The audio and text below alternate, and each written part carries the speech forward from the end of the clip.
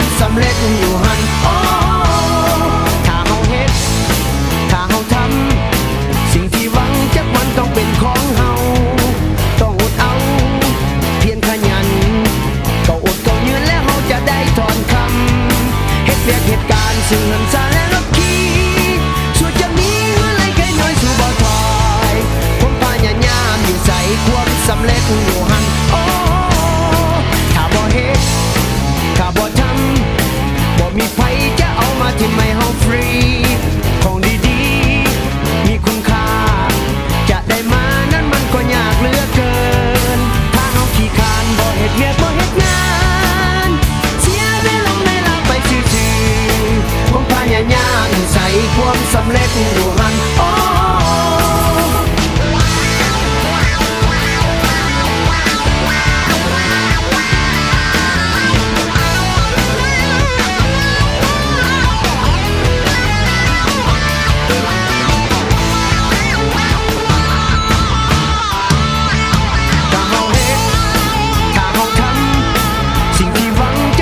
เป็นของเฮา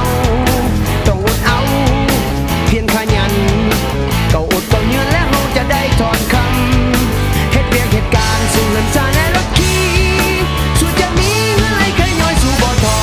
ยความพยายามอยู่ใส่ความสำเร็จอยู่หันโอ้ถ้าบ่เฮ็ดถ้าบ่ทำบ่มีไผจะเอามาทิ่มให้เฮาฟรีของดีๆมีคุณค่า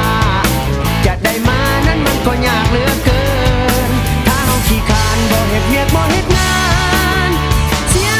เวลาไปซื่อๆผมพยายามอยู่ใส่ความสำเร็จอยู่หันโอ้